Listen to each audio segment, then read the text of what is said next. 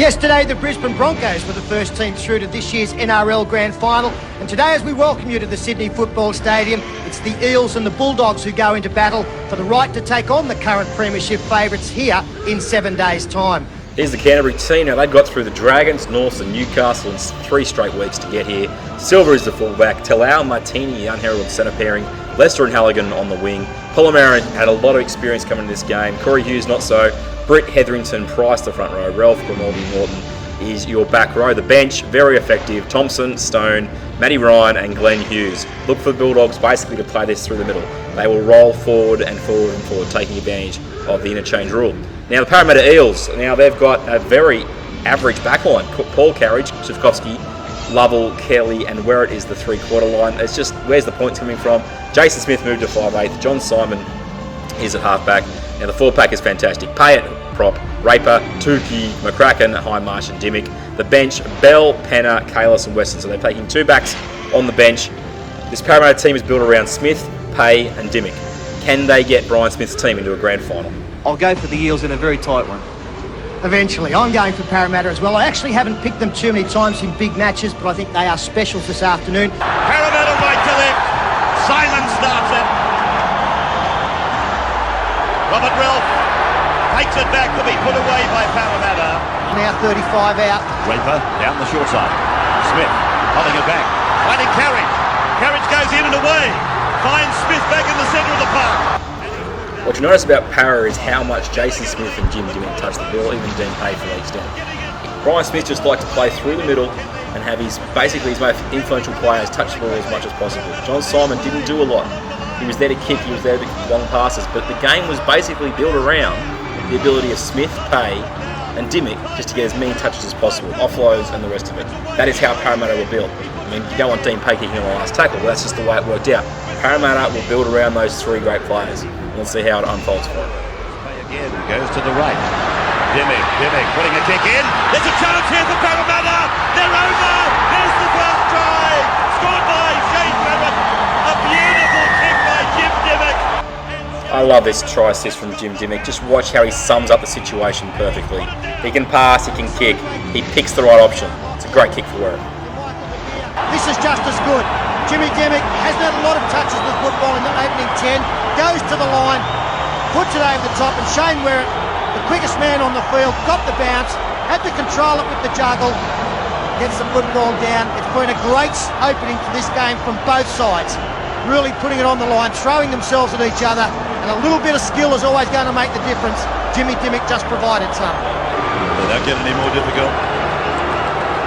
Breeze starting to pick up a little bit, and he's pushed it out to the right too far. So it is 4 points to 0 between Parramatta and Canterbury. 13 minutes gone, a tremendous opening to the game. Parramatta get first points. They are the better team in the first 20 minutes, but here's their first error from Stuart Kelly. And the great thing about the Dogs was that they were able to run up the field beautifully through their forwards. They were making plenty of metres, but they get to the 20 and it was like, well, what are we doing? Corey Hughes wasn't sure. Craig Polla-Mounter wasn't sure. The Bulldogs had field position early in the game, but they weren't able to turn it into points. And you can see from this kick here, he doesn't really know what's going on. He's got men on his outside. Polla-Mounter, he doesn't decide to use him. He just goes through his head and he's going to kick it. Now, they take a 2 points here through Halligan, but this is the thing that the Bulldogs had to understand as the game wore on. So they could make the metres up the middle, but they had to then turn that field position into points, and it took them a long time. Halligan places the flags for Canterbury. 4-2. It is just so tight. Simon, Jason Smith puts the kick in. Halligan takes it on the full 20-metre line behind them. Swinton Sivkovsky. Out came the ball. Play. And across quickly for Stuart Kelly. Kelly's made a break for Parramatta. Look at him go. Support's coming. Carriage. Well, he lost him. Now this set of 6 here is just an indictment of what Parramatta do badly within this structure. When you have a lot of talent out wide, you tend to end up with sets of 6 like this. Just watch Nathan Highmarsh do a hit up. Jason Smith get into dummy half. Now this is crying out for the ball to go right, but for some reason Smith turns it back to Highmarsh just to hit up. The Canterbury defence had a chance to react and recover, and it just wasted here by Smith. Here's Smith. Lost it. And he's given a penalty. Stealing the ball is the ruling. Just gets this little rocking motion going. He wants it. Strikes it, gets it. 2 more points to Parramatta. They lead 6 points. 6 points to 2 now.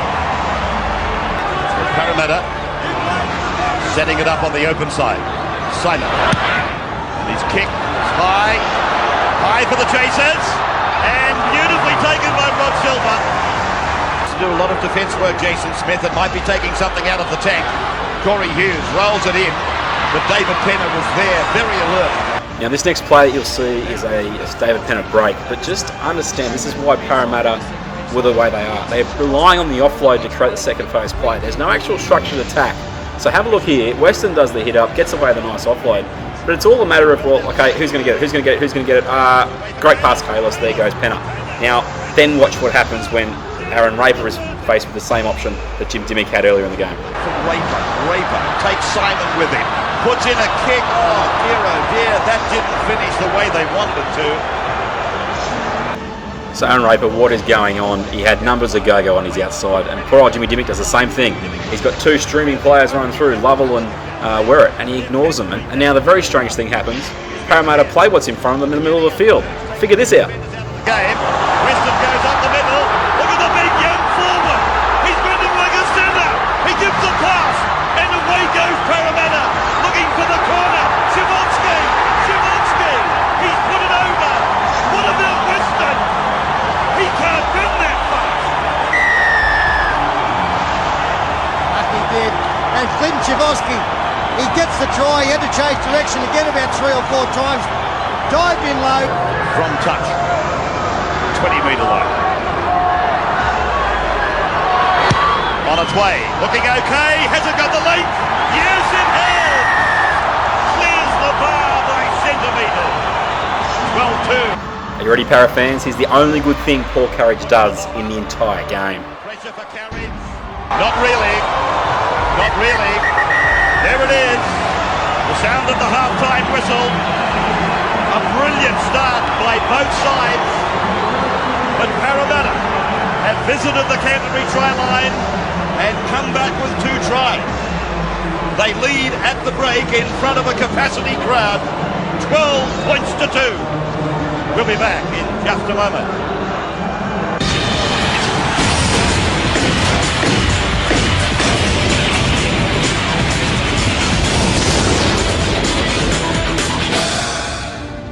So Para lead by 10 at half time. The Bulldogs, they won't be too worried. They're still within striking distance. And Parramatta fans, newsflash, I lied about Paul Carriage. Here's another great run. As the great rabbi would say, dynamic. David Middleton was just telling me Canterbury in the last 3 matches not only have kept their opposition scoreless, they've amassed a total of 49 points. That includes the extra time match. Those are the other stats we should point out as well, Ray, is that the 3 teams in both first grade and in President's Cup through the final series have all been beaten after having a week off. Raper, and then for Payne. Now here's a chance that's blown by Parramatta. They actually used their backline this time, but it gives you an indication of why they didn't use their backline often. Great pass from Raper to Simon, then to Kelly, and Kelly's pass to Carriage goes forward. Now you can't really blame Kelly too much here. I mean, it's not a great pass, but the bloke is standing right next to him as opposed to a little bit of depth, and that's going to be a try. We'll have a look at the replay. But Paul Carriage, what is he doing? Great pass there from Raper, gives it to Simon. Simon cuts out Hindmarsh, I think it is. It goes to Kelly, and there's a try just waiting to be scored.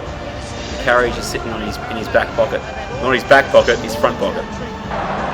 Just no depth whatsoever. Carriage refuses to get back.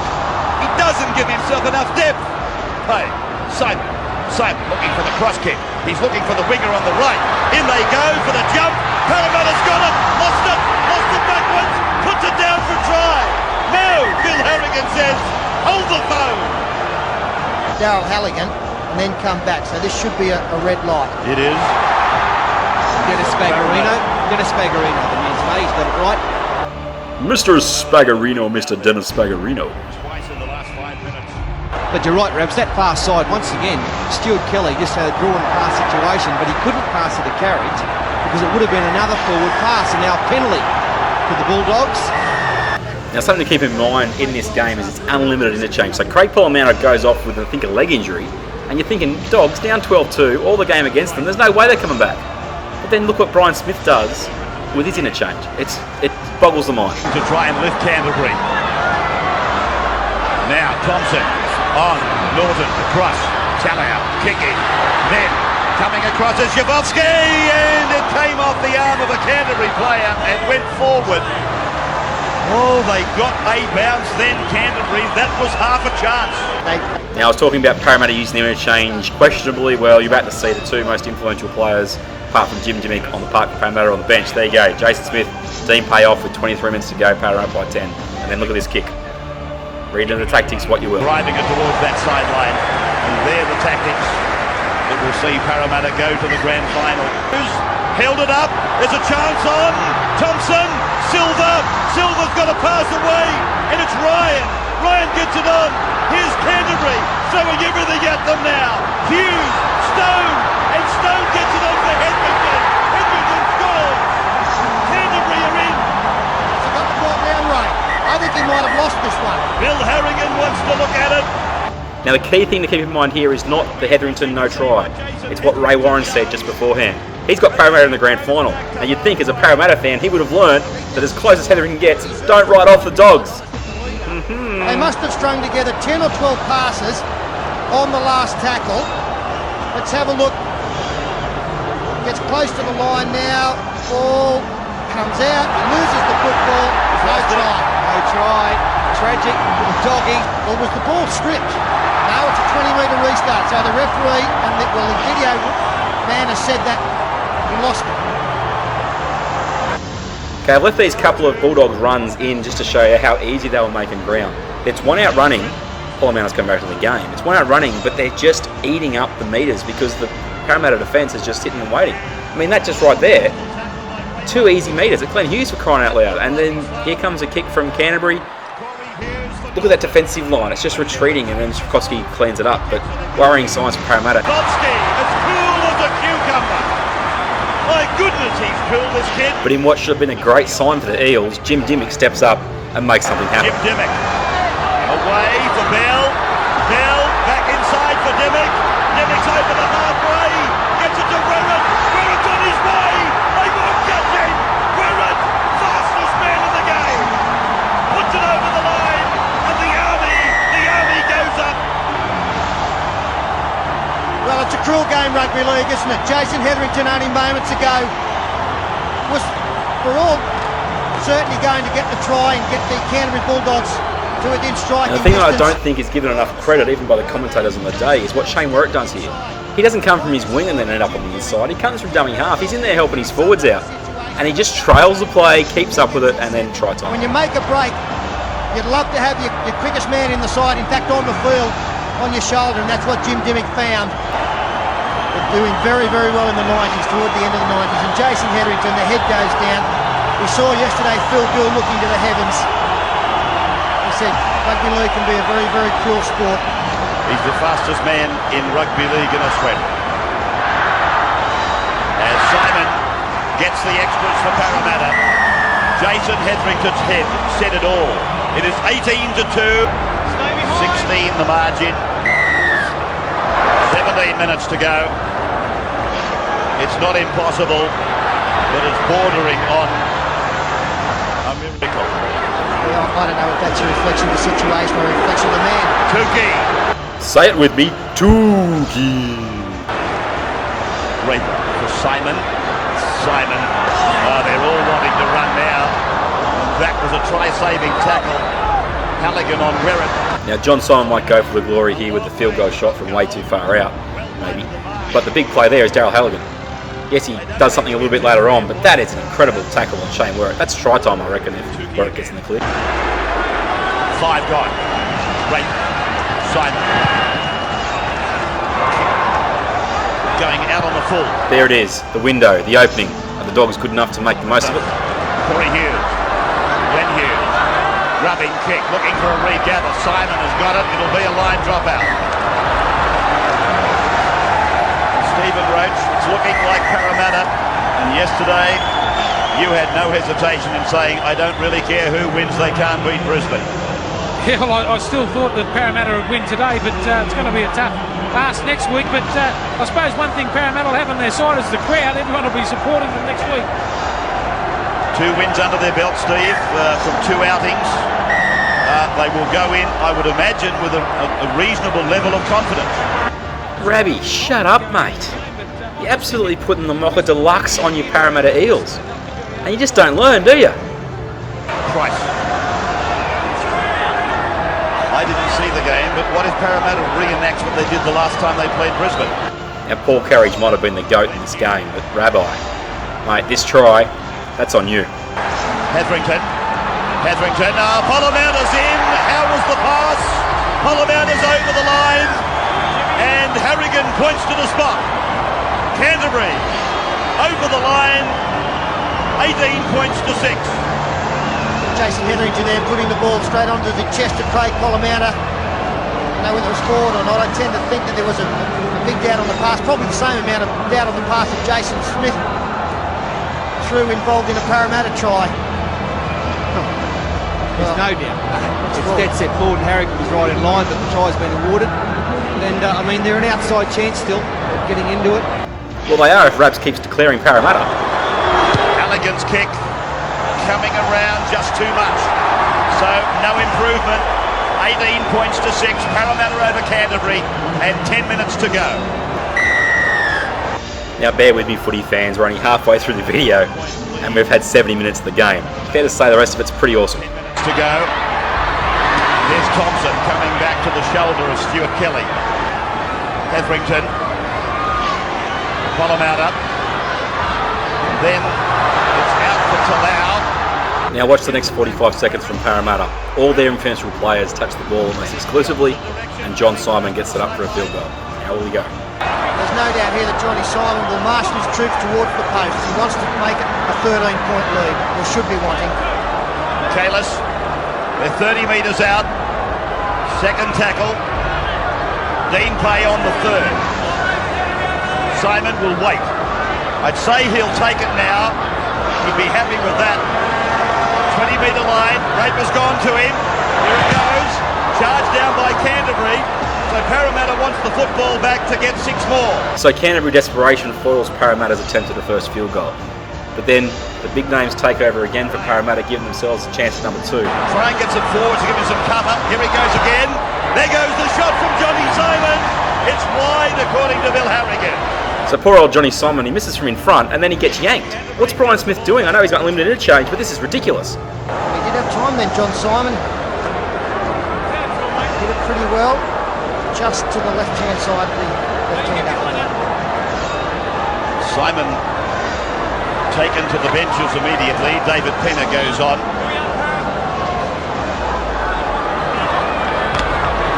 Talau. Impressive when he's had a chance. Polla-Mounter. Inside ball for Ralph. And the flying Rod Silver's going for the corner, and he's over for Canterbury. Canterbury back to 18 points to 10. Well, you wouldn't believe it. All of a sudden they've come to life. They've been building up to this, the Bulldogs. Now, is there any doubt over this pass from Ralph? Came very late. Silver's on the charge. Looked okay. And Shavosky got him on the back foot. A valiant attempt. Couldn't get there. I mean, this is a sensational pass from Robert Ralph, but there's an element to this try that has been in the making for 10 minutes, 10-15 minutes for Parramatta. They haven't moved up at all. So when Ralph puts his head through, Jarrod McCracken isn't pushing up on the inside. He hasn't got up and wrapped the ball up in terms of Ralph, and it gives Silver a chance just to go through the gap, show a clean pair of heels, and all of a sudden, it's about to be 6 points. Important too, and we tended to think he rushed that a little bit, Darren Halligan. He had more time, maybe what he thought that he did. This is an enormous kick. 2 metres in from touch. It looks okay. It's coming around, and he gets it. Halligan has brought them within 6 points. Daryl Halligan, genius, no worries there. But the thing to look at here is the clock. 75 minutes and about 15 seconds. The Dogs have got over 4 minutes to get the equaling try. So it's amazing comeback, but it's amazing in that they've got plenty of time to do it. Here's Norton. Oh, a fragile tackle. Bill Harrigan said 6 more tackles. Troy Stone, Robert Rilf. They're throwing the ball about as though tomorrow doesn't even exist. There's a penalty.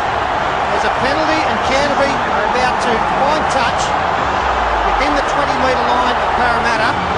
4 minutes left on the clock. How good's this Parramatta fan going? I'm on TV, yay, my team's getting run down. Tap. Britt leads the charge. Now I get it, fatigue is a factor, but look at this Parramatta defensive line. The middle moved up, outside not even remotely interested. And then watch this run by Travis Norton and how little the Parramatta defensive line does. This is where the game is lost for them. Their defensive line stopped. Kelly makes an important tackle. They come back. Lester gets it to within 2 metres of the line. A big finish. Parramatta by 6 points. Glenn Hughes. Long ball for Silva. Then Talau in the corner. Canterbury are in again. Parramatta are walking. Now Halligan from the touchline to level. Well, if you want anybody to take this kick, it's D. Halligan. He had no problems with the last one. He'll have learned from that. Parramatta just didn't get the numbers here.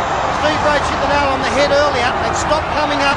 And as Canterbury come wide, just have a look here as we freeze it there. We've got 1, 2, 3 Canterbury players up against 2 Parramatta defenders. As play continues, they've just got to use that. Shane Werrett here, up against Willie Talau. Plenty of space there. And I think that we're going to extra time.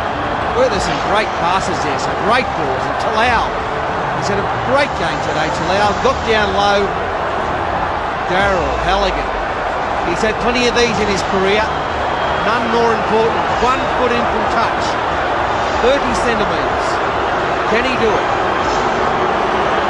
Has there been a more important kick for Darryl Halligan? Has there been a more important kick for Canterbury? He hits it. If it hooks it, it's staying on the line. He's got it. The man is a messiah. He's a freak. That's it, freak. It's unbelievable. You can't add much to that play. Look, it's just ball movement. Ball movement against a retreating defence. And Carl Lovell is the one that pinches in, gets caught out, showing where it can't stop Talau. And, you know, this guy. And here's the kick.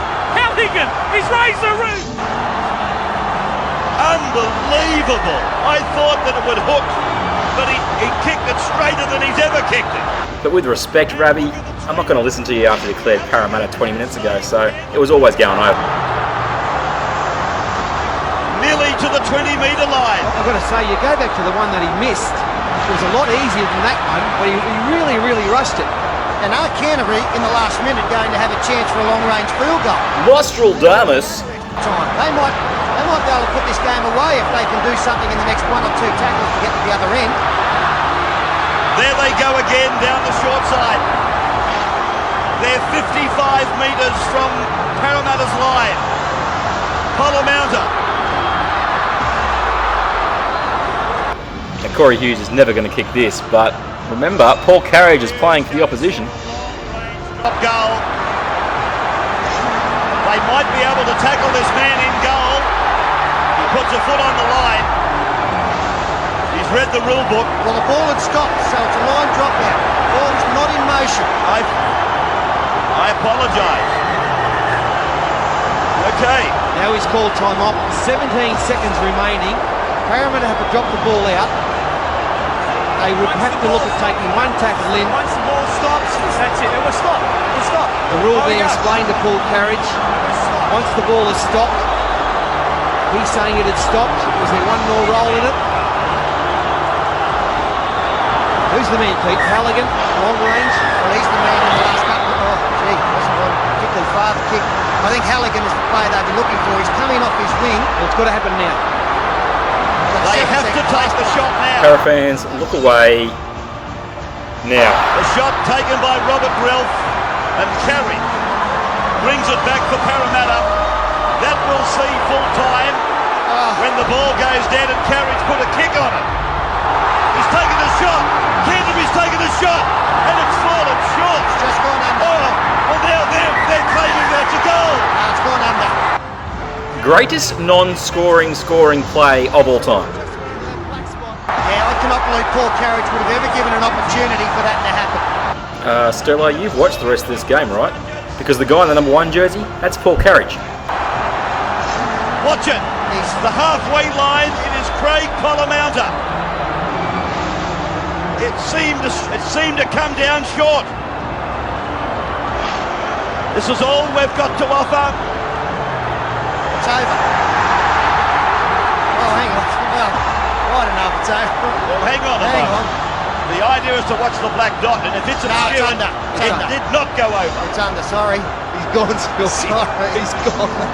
Hang on, Sterling. Oh, they led by 100 with 10 to go. When the black dot was obscured by the ball, it had to go under. Now Bill Harrigan has finally disallowed the attempt, but what an amazing kick!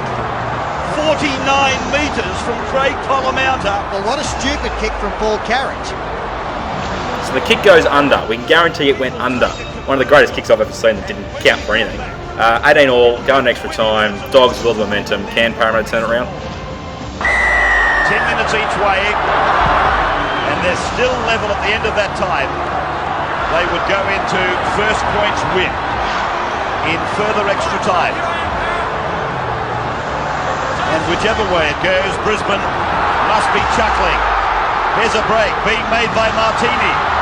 Martini with a run of 50 metres. Parramatta, they've really hit the wall. Jalal, what a game he's had. They hit the wall about 20 minutes before full time. Stop playing. Stop running the football. And now it's all the Bulldogs. Stowe, 15 away from the Parramatta line. Polla-Mounter goes for the drop goal. The hand goes up, so Canterbury's in front. 19 points to 18. It's like 15, love. There's plenty of time. We've got 19 minutes left. Has he gone on too early, Polla-Mounter? Maybe a slight psychological edge. Well, I'll tell you what, you get a point in the first set of 6. It is a fair psychological advantage. And didn't they do it easy? Martini straight through. Parramatta back on their heels. It's a slogging affair now. Can Parramatta rise to the occasion as their opponents are gunning? Oh! Wow. Remember, this team led 18-2 with 13 minutes left. Wow, Wow. you see those sort of mistakes. If you're on the Canterbury side and you've seen that, you've got to be thinking you can win this, that you will win the game.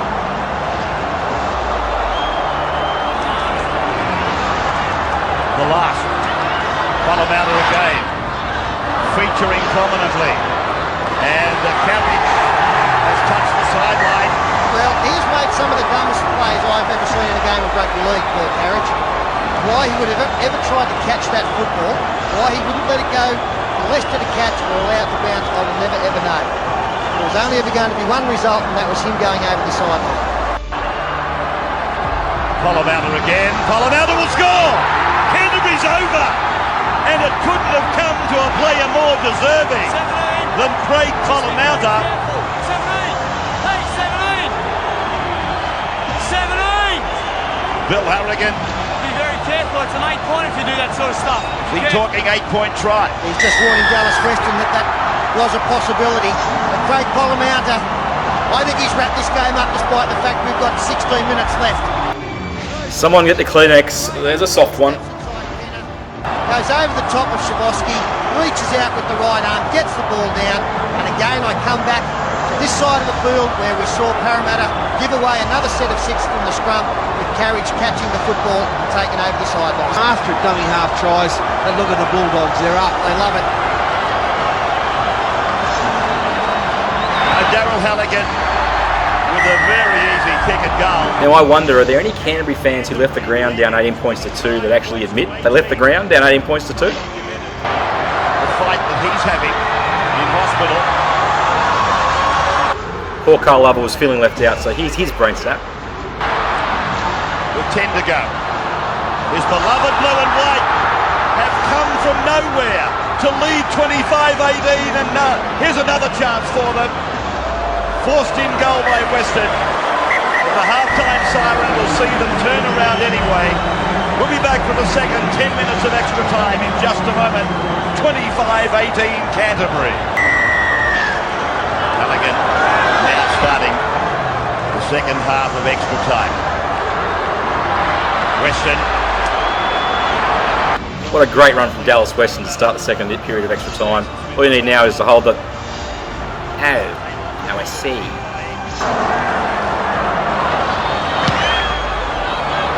Destined for their 8th grand final since 1980.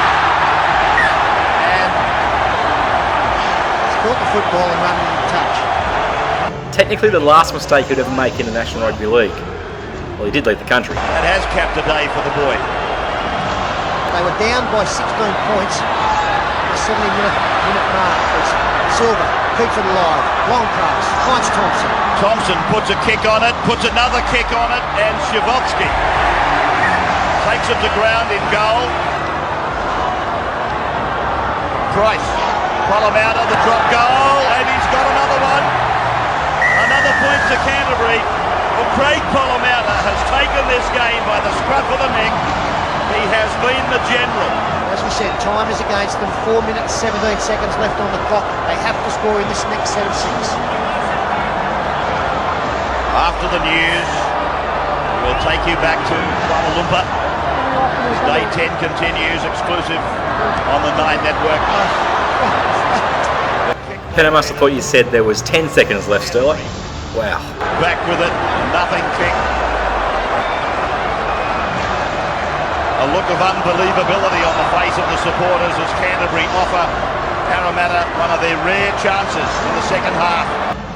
Now here's a decision that, look, I understand it. They're down by 8 points. They decided to go for 2 to make it 6. But they didn't look like scoring a point from like the 70th minute onwards. And I don't know. The worst part about this is that Shikoski goes, hurry up, hurry up. And although it's probably the quickest kick he's ever made in his entire career, he still eats up 45 seconds of the clock. That they have to score twice to even things up. This is the 2 that they want. They'll get the football back at the other end of the field and they put all eggs in one basket to get a converted try in the last 3 minutes. Shivovsky from 29 metres out whittles away the lead by 2. It's 26-20. It basically comes down to a field goal shootout, Peter. Halligan's kick is deep, as you would expect. You know, I wonder if teams actually train 90-second drills at the end of matches. I know other sports do, but this is arguably the worst last 90 seconds of you'll ever see from a team that needs 6 points to get back in the game. Some of these passes, what is that? They've just got no idea, Parramatta, and, well, you can see for yourself what happens. From his line, 2 minutes on the clock, 6 points the margin. Jason Bell's pass goes to ground and Canterbury are with it through Hetherington. They're lucky to get through too many more tackles. Britt across the park, Norton, and Norton will score. Norton is over. The game is over. Canterbury goes to the grand final. 30 points to 20. A conversion to come. And 65 seconds on the clock. One of the greatest efforts I've ever seen in my life in a big game. It's just been absolutely magnificent by these Canterbury players. They've been on a roll now for 8 weeks. They came home over the top of Newcastle last week. They scored 12 points in extra time, and they might do the same again today. Stupendous. It's hard to put into words, isn't it? Said earlier, Steve Folkes had told his team that fatigue is a state of mind. Well, you know, it's nice to be able to say those kind of things, but for your players to react to it and to believe it, it's a different story. Darryl Halligan, well, he's put one over from the sideline in the final minute to get them into the extra 20. This is the saviour, this man Halligan, and he puts the boot underneath it as well to get another 2 points. 32 points to 20. The game is now officially over. I think the greatest thing about this comeback by the Bulldogs is that you really don't think you'll ever see something like this again. And Stephen Roach, I asked you whether Parramatta could beat Brisbane. I was premature. Well, Rabby finally realises that he's the reason that they lost. He had him home. Declared. That's the question. Bravo! 32 points to 20 in front of 36,000 people. A Houdini performance by the Bulldogs, beating the Eels to go to the 1998 Grand Final to play the Brisbane Broncos next Sunday. There you go, everybody. That's probably the best preliminary final of all time. The Canterbury Bulldogs down 18-2 with 11 minutes remaining, and they get back to 18-all at full time with Daryl Halligan's sideline conversion, and they blow away the Eels in the 20 minutes of extra time. Parramatta, look, they had their chances. They should have scored about 3 tries in that second half. They butchered them. Paul Carriage, one of the worst performances you'll see in a big game of rugby league. Sterlo unleashed on him, and then Rabs basically called the Eels home. Big mistake to make against the Bulldogs. They come back, and what a performance by Willie Talau, Rod Silver, Craig Polla-Mounter. Probably the greatest game he played in first grade, and wish that field goal had gone over at the end of regulation. The Bulldogs went on to play the Brisbane Broncos. They got smashed, but everyone remembers this game from 1998.